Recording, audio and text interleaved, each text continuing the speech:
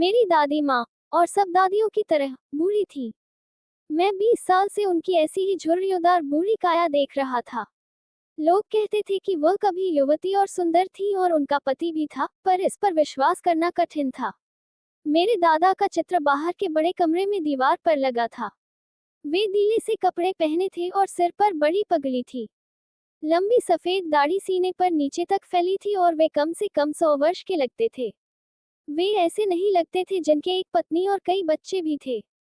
ऐसे लगते थे जिनके ढेर सारे एक औरत पोते पोतियां ही हो सकते थे। और दादी के बारे में तो यह विचार कि वह कभी सुंदर और जवान भी रही होंगी एकदम गलत लगता था। वह की तस्वीर अक्सर हमें बताती थी कि बचपन में वह क्या खेला करती थी। उनके ये विचार हमें बहुत बेहुदा और भौने लगते थे और हम ये बातें उनकी सुनाई देवी देवताओं और मसीहों की कहानियों की तरह सुनकर भूल जाते थे। उनका कद हमेशा छोटा, शरीर मोटा और कमर झुकी झुकी रहती थी। उनके चेहरे पर एक दूसरे को काटती बहुत सी झुर्रियां थी जो हर जगह से निकलकर हर किसी जगह तक दौड़ती नजर आती थी। हमारा मानना था कि वह हमेशा ऐसी ही थी। वह बूढ़ी थी, बहुत ज्यादा बूढ़ी, इतनी ज्यादा कि और बूढ़ी हो ही नहीं सकती थी और पिछले 20 साल से ऐसी ही बनी रही थी। वह सुंदर तो हो ही नहीं सकती थी, अच्छी जरूर लगती रही होंगी। वह झक सफेद कपड़े पहने घर भर में उचक उचक कर घूमती रहती थी, एक हाथ कमर पर रखे कि संतुलन बना रहे और दूसरे में सुमिरनी जिसे वह हमेशा जपती रहती थी। उनके चांदी की तरह चमकते बाल पीले टेढ़े मेरे चेहरे पर बेतरतीब फैले होते और होठों से भजन बुदबुदाती रहती थी। हाँ, वह बहुत अच्छी लगती थी। वह पहाड़ों पर सर्दी के दृश्य की तरह थी, चारों तरफ सफेद बर्फ से ढकी, जो शांति और संतोष की भावना जगाती है। दादी माँ और मैं बहुत अच्छे मित्र थे। मेरे माता पिता जब शहर रहने गए तो मुझे उनके पास छोड़ गए थे और हम हमेशा साथ रहते थे। वह सवेरे मुझे जगाती और स्कूल के लिए तैयार करती। मुझे नहलाते धुलाते और कपड़े पहनाते समय वह मीठी आवाज में प्रार्थना इस तरह गुनगुनाती रहती जिससे वह मुझे भी याद हो जाए। मुझे उनकी आवाज अच्छी लगती थी इसलिए मैं सुनता तो रहता, लेकिन मैंने याद करने की जहमत नहीं मोल ली। फिर वह मेरी लकड़ी की पड़ी लाती, जिसे उसने पहले ही साफ करके और खड़िया से पोत कर रखा होता था, और सरकंडे की कलम और मिट्टी का बुका सब एक थैले में रखकर मुझे पकड़ा देती। इसके बाद हम शाम की रखी बासी रोटी पर जरा सा घी और शक्कर चुपड़ कर नाश्ता करते और स्कूल के लिए चल पड़ते। वह कुछ और बासी रोटियां साथ रखती जिन्हें वह रास्ते के कुत्तों को खिलाती चलती थी। दादी माँ मेरे साथ हमेशा स्कूल इसलिए जाती थी क्योंकि वह गुरुद्वारे का ही हिस्सा था। ग्रंथी हमें वर्णमाला और सवेरे की प्रार्थना सिखाता था। हम बच्चे वरांडे में दोनों तरफ कतार बनाकर बैठ जाते और गाने के स्वर में वर्णमाला या प्रार्थना दोहराते रहते और दादी माँ भीतर जाकर ग्रंथ साहब का पाठ करती। जब दोनों का काम पूरा हो जाता, हम एक साथ वापस घर लौटते। इस दफा गांव के कुत्ते गुरुद्वारे के दरवाजे पर हमें मिलते। वे हमारे पीछे चलते, दादी माँ द्वारा फेंकी जाने वाली रोटियों के लिए लड़ते झगड़ते घर तक आते। जब हमारे माता पिता शहर में आराम से रहने लगे, तब उन्होंने हमें भी बुला भेजा। अब हमारी घनिष्ठता खत्म हो गई। दादी माँ का मेरे साथ स्कूल आना बंद हो गया। मैं बस से अंग्रेजी स्कूल जाने लगा। यहाँ सड़कों पर कूदते नहीं होते थे, इसलिए दादी माँ ने घर के आंगन में पक्षियों को चुग्गा डालना शुरू कर दिया। समय बीतने के साथ हमारा मिलना जुलना भी कम होने लगा। कुछ दिन तक तो वह मुझे सवेरे जगाकर स्कूल जाने के लिए तैयार करती रही। जब मैं घर लौटता तो वह पूछती कि आज गुरुजी ने क्या सिखाया है। मैं उन्हें अंग्रेजी के शब्द बताता और पश्चिमी विज्ञान तथा शिक्षा की बातें, जैसे आकर्षण का सिद्धांत, आर्किमिडीज का नियम, दुनिया गोल है वगैरह समझाकर बताता। लेकिन यह उन्हें अच्छा नहीं लगता था।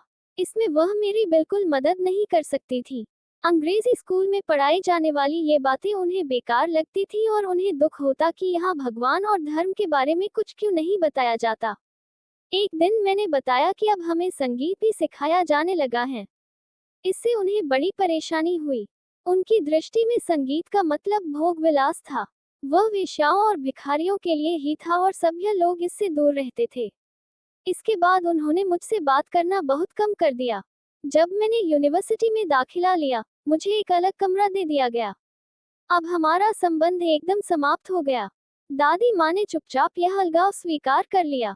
अब वह हर वक्त चरखा चलाती रहती और किसी से बात नहीं करती थी। सवेरे से शाम तक वह सूत काटती और भजन गाती रहती थी। सिर्फ शाम के वक्त वह थोड़ी देर के लिए उठती और चिड़ियों को खाना खिलाती। वरांडे में आराम से बैठी वह रोटियों के छोटे छोटे टुकड़े करती, उन्हें चिड़ियों को डालती रहती और चिड़ियों का झुंड उनके इधर उधर चू चू करता खाता और उड़ता रहता। कई चिड़िया उनके कंधों पर, हाथ और पैरों पर और सिर पर भी बैठकर खाती और चोंचे मारती, लेकिन वह उन्हें उड़ाती नहीं थी बल्कि मुस्कुराकर रह जाती थी। उनके लिए दिन का सबसे सुखी समय यही आधा घंटा होता था। जब मैं उच्च शिक्षा के लिए विदेश जाने लगा, तब मैंने सोचा कि दादी माँ इससे बहुत दुखी होंगी। मुझे 5 साल बाहर रहना था और इस बीच पता नहीं क्या हो जाए। लेकिन दादी माँ ज्यों की त्यों रही। उन्होंने कोई दुख नहीं प्रकट किया। वे स्टेशन मुझे छोड़ने आईं और धीरे धीरे प्रार्थना करती रहीं। उनके हाथ में माला थी, जिसे वह चुपचाप जपती रहीं। उन्होंने मेरा माथा चूमा और जब मैं चलने लगा तो मुझे लगा कि उनका ये चुंबन मेरे लिए कितना कीमती है। लेकिन मैं जो सोचता था, वह नहीं हुआ। 5 साल बाद जब मैं वापस लौटा, तो वह मुझे लेने स्टेशन आई। वे उतनी ही बूढ़ी लग रही थी, जितनी मेरे जाने के दिन थी, उससे एक दिन भी ज्यादा नहीं। उन्होंने कुछ कहा नहीं और मुझे अपनी बाहों में भर लिया। उनकी प्रार्थना मेरे कानों में पड़ रही थी।